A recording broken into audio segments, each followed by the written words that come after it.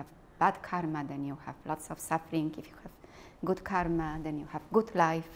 But actually using, even we have not so good karma, not so easy life, is somehow, if we can process, if we can digest, is amazing. So, so the situation we are now is question answer time. So if you have any questions. I have a question. Yes. Because I see, you know, we're all kind of in the middle of our path. Yeah. And there's a lot of people I see, and I probably do it too, but they're continually making more karma. They're trying to practice and be on the path, but they're creating more obstacles too at the same time. How do you not make karma? What are you doing right now? Sitting here listening to your answer, I hope. You sure? Okay, I understand, but you can't do that all the time, can you? I mean, it's invisible to us when we're doing that. You know, like reacting to something or creating some kind of controversy where it's just simple things. Yeah, we do. So the same way, we just what we can do, we can just return to this moment. So the stick is there, the floor is brown, and we talk. But lots of things happening between, and we are creating, and we are projected. We pick up some projection, we pick up some feelings, and then the only ways to coming back and having this awareness of the moment, and then doing this actually faster and faster. So that's what we do. That's why we see intensive kyorche, because we have to do again and again. Otherwise, you know, I just went to Dharma talk at 10:40, and then I come back here, and already, you know, lots of things was happening, and then we had this formal meal, and I mess up water time with tea time. So it's happening, you know. We have to really practice, and just be aware and see, you know, oh, that means more practice necessary. And Zen Master Sun San used to say, more practice necessary. So that means how we can be actually master of the moment, from moment to moment. That's the lifelong work, and the other things, if you are disconnected from the moment and we have awareness, then we can learn from mistake. So we can see, oh, maybe I could be more like present, you know, in between the one event and another. Maybe I could, without any blaming, without any self-accusation. It's just about like how I can get this awareness more and more, like even when I sleep. You can do that now much more than when you started. When I started practice. Yeah, now you can be in the moment more. You can handle this. Definitely, seeing mistakes might not take as long as in the past. Yeah. Seeing, you know, like I am losing awareness, I'm start to think about, or I pick up someone else thinking, or pick up someone else ideas, or get projected, or I project. So then is you know, yeah, identifying, I think, is the cue, because you otherwise we say a lot about awareness, about being you know, in the moment, but the most important is to actually notice the mistake, and not to, and people, when they notice mistake, this is usually quite a long way between making mistake and noticing. So it's about like noticing as soon as possible, and then do something. And what people usually do, they usually blame themselves or blame others, you know, if only I could be, you know, I could have better support, then maybe I could do better. And then we start to do this blame in and out.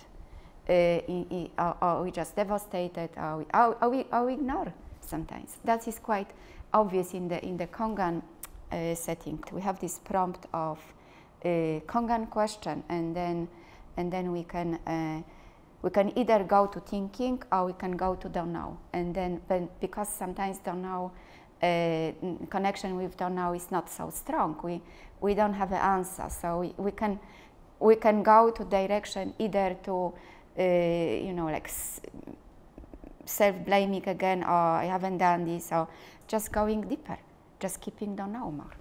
So it's that way. And coming back to the core of the question, you know, like making more karma, sometimes yes, sometimes it's happening. Sometimes we, you know, like I remember when I was mother, I couldn't go much when my son was baby, couldn't much do retreats. I was practicing much earlier than he was born, and it felt quite difficult. But then you intensify your practice in your daily life, and then you have this awareness. You have to come back to retreat as soon as you can. So that's you can somehow use the situation of retreat to process thinking, process emotion, and somehow accumulated karma. Then we can use this karma, use this energy. Any more questions? Yes? I like what you said about catching mistakes. Mm-hmm. Because this practice I found does weird things with time and space. I flashed back to a time when I took an airplane and the lady next to me was terrified because I think it was her first time flying, and the plane was about to take off and she was just scared to death. I think she was praying. And I kind of freaked out. This was years and years ago. And now I'm thinking, I should have asked her. I said, "You can hold my hand if you want." You know, because my grandmother used to do this. She would just grab somebody. You know, but I should have offered, saying, you know, if you need help, you can hold my hand if you want. So I think as we go and we practice, we can catch these mistakes and fix them. So I like that idea. Yes, you're right. And again, in the Kongan interview room, we can try the same Kongan. You know, what is the nature of the sky? Why the sky is blue? Again and again and again, and have a time to keep don't know. But in the day-to-day life, we have just situation, and even since very similar, is the one-time situation, and then we either respond correctly or incorrectly. Of course, if we feel not satisfied, then we have this memory, and then we can process, and the correct answer appears. So maybe next time, when we sit next to someone who is, you know, scared or something, we can help in different way, basically. So that's how we learn from the life. If we only ask ourselves question and keep open mind, don't know mind, then we can still use this don't know in day-to-day life. So sometimes the answer might not come up very clearly, but don't know mind is already working for us. So as Christopher said, he wasn't like sure should I be here, or probably now more and more you are sure you like to be with your father. If you don't like sometimes the way, you know, he's talking, but there is some curiosity, there is some actually don't know mind. You know, what can I do in the moment? How can I, you know, relate with him? And actually, this is already helping the family dynamic, because there is like someone need to be, let's say, first bringing don't know mind to family. Someone need to like my parents never practiced, but they really like, you know, my mom's quite like Sonyu, and she was okay with mantras, but somehow this openness, this like way of being is already bringing something to the family. We can maybe respond to something we don't like in certain way with clarity, and that's already is kind of waking up our family. And I have example like my brothers was practicing as a boys. I took them to Zen center, but they are not practicing. They are now men in their late 40s, and they have sons and daughters, and my nephew is like 16, and he's kind of like, why Zen? What is Zen? It's like his father never talked about Zen, but he's like very curious. What is happening? So it's somehow is changing. And the same with our environment, with our workplace, and even our work. As you said about art, I can say similar things about things. Not much when I was teacher, because I was very young that moment, and I started my practice the same year and time when I start to teach at school. But recently, as a therapist, I feel like really practice really helped me, and that's what we can bring. That's how we can help ourselves to get more awareness than others. More questions? What is the difference in the direction that you see yourself as a therapist versus a meditation teacher? I really like this question because I've got this question maybe 5 or 6 years ago in Łódź, which is one of the Zen center in Poland. And that time I said, no, I keep boundaries. I am, you know, like when I teach Zen, I teach Zen. When I am therapist, you know, this boundaries big topic. And I think UK is very good with boundaries somehow, you know, in the teaching boundaries. I'm not sure if practicing boundaries, but definitely teaching boundaries. The most important is to how I can really be for people and how I can be in present moment. So when I have, you know, this one-to-one or sometimes couple therapy, I have in my mind many techniques, you know, many techniques from different approaches, like Gestalt, you know, this person-centered and psychodynamics, CBT, and different. It's like, you know, toolbox. And then, but then if you're really not present in the moment, if you really don't see the person as a whole and not only what the person is telling, but what is the behind the words, what is, you know, what is the story in the moment, or even if you not notice, you know, in the one session and you notice in the second, if you can bring this awareness and the being present, then you don't need to even think about tools. The tools just coming. I feel like I'm not teaching Zen when I do therapy, and I'm occasionally my supervisor is aware I do teach Zen, so he said, if you want, you can say something about breathing, you know, and posture and stuff. And so occasionally I might do something, but it's mostly how I can really be present. So then the client can be present. The client can bring some awareness in day-to-day life, in their relationship, in their workplace, and they discover the ability to actually to rely on themselves. So this is what we do in Zen, you know, we try to rely on we try to develop our true self. It's about finding our true self and help others from actually this awareness of your true self. So in any actually work space, if you are connected with your true self, not what we think about ourselves, not our memory. We can have many selves, actually. There is one therapy system in Chicago, internal family therapy, and we sometimes might take about 20 different, you know, part of our personality. But if we practice Zen, then our true self is stronger and stronger. We can really actually act from our true self, which can encourage anyone we meet to also, you know, be drive to be true self, to actually find what does it mean, who am I? Automatically is very human to be compassionate and to develop wisdom as well. That's what we can do, you know, not only in the therapy setting, but in any place, in our family, and I see sometimes with my son, I am sometimes curious, what you feel, what you're doing. We say, don't analyze me, okay, no problem. So what can I do? So then don't know. Then if I say don't know, don't practice. It's always something. So it's yeah, but understanding is there. It's just joy. It's just joking. So this humoristic, you know, exchange is already love. It's already compassion.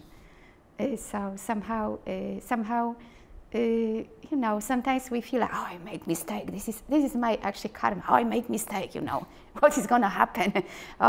He's gonna, you know, hate me, or she's gonna hate me, or something.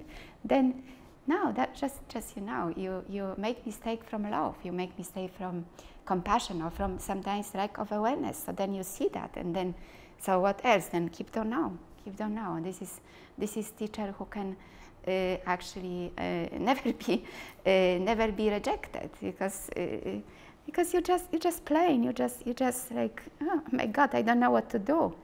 So and somehow it's not like I don't know what to do, you know, like helplessness, but it's somehow this openness. So tell me, how can I help? So this is I think which I do sometimes in the workplace. So I say, how would you do that? You know, if you were your friend, if you were your best mom and dad, you know, and they see, you know, they see this connection, you know, like I could do that for others. Sometimes I cannot do that for myself, so it's interesting as well. In the Zen setting, of course, I'm not gonna do therapy, but I see that there are many techniques we can use to help people, and sometimes we might find difficult to just keep mantra, to just sit long retreats, but maybe ask ourselves, why I'm here? What is happening? Why I'm here? I just finished before this Kyolche retreat with Rinzai school, and they work with few questions in Korean they call hwadu, big question, and they just repeat again and again, and they make this question very strong. And I was always fascinated about the hwadu, but I never felt connection. But after saying this aloud many times, then you can bring this to your life when you walk with your dog, when you talk, you know, why I'm here, what is happening. So that's how we can you know, be also helpful, you know, like finding different tools as well. So that's why many like different schools appear. And in the past there was more than two type of Zen. Now we have in general Soto and Rinzai, but before was more. And who knows, maybe in the future will be some more. So I hope. Thank you for questions. Any more questions? Anybody who's lived at the Zen Center with me knows I have this massive fear of ticks, almost to the point of being irrational. So Bobby once said to me about ticks being our Dharma friends. I just remember one story happened to me in very, very early stage of my practice, kind of in Poland, and I had this situation, and it actually happened in recently as well, but I was quite surprised my reaction this time, and it was after maybe almost 30 years. So I was just sitting, and then we had this very small Dharma room, and quite dark. It was just beginning of Buddhism or Zen in Poland, and I was just sitting, and then Wubong, I think that time he was just, he was JDPSN, and he was coming regularly to Poland, and he had this interview upstairs, and then I was just sitting, and then all of a sudden I saw spider, and I think it's even in the book about Wubong, you know, this story, and I had in my mind immediately like option, you know, either stand up or just maybe pick up something, maybe something, and then just take. I knew 100% I'm not gonna kill it, but somehow I had this in my mind, this option, you know, shall I stand up? But then it's like checking mind, very strong checking mind, you know. If I stand up, then they will start to think about it. If I don't stand up, this spider gonna, you know, like I don't know, like almost like gonna be like in trouble, and so then I was just sitting, and then basically was sitting with this, you know, like and the spider was coming, and it was quite big and coming and going and coming and going, coming and going, and actually I've heard, you know, the bell. I was so relieved. I stand up, and then I went to in the interview, and Wubong's eye was like, "You have a question?" And I was seeing his face now. You just don't give me any question. Something like his style. during interview, I don't know if it was about me, I was feeling I shouldn't have a question, but this time I asked question, you know, I had this spider situation, and then it's just like, it was too hot topic not to talk about it. So then he said, so what you have done? I said, I was just sitting, and then he said, that's pretty good. that's okay. So then he explained, you know, you can kind of like experience some kind of fear and pleasant, you know, and discomfort and stuff, you know, and then somehow you know, and when you sit longer and longer, I'm not saying like you know, we should expose ourselves to some danger or unnecessary or something, you know, like we can get great allergy or something, because this is like extreme, I feel. But sometimes I understand about fear is the actually bottom of our human life. It's always, it's usually very instinctive, and as a mother I experience a lot, you know, and it's irrational, it's like animal, and it's like completely sometimes consuming. In this very moment, I'm, you know, like sitting with the fear and actually using this as a kongan, which is usually the last the last resources we use. You know, just sit with some such a difficult feelings. Is the way we can kind of like process. There's never actually. I will not say never ending of experiencing fear, but there is way to deal with fear. And I like what Wu Bang said, because he was always very simple and very short. And he said, that's not bad, you know, you just was walking and kind of like experiencing and somehow went out. And so that's, but I also, I'm not saying, you know, like we have to really expose ourselves, you know, just to experiment with some, like sometimes people do this to feel basically alive, which can be not also helpful to our practice. So again, middle way, but sometimes I feel like fear is my best teacher, my biggest teacher, and that's what I want to say. Yeah.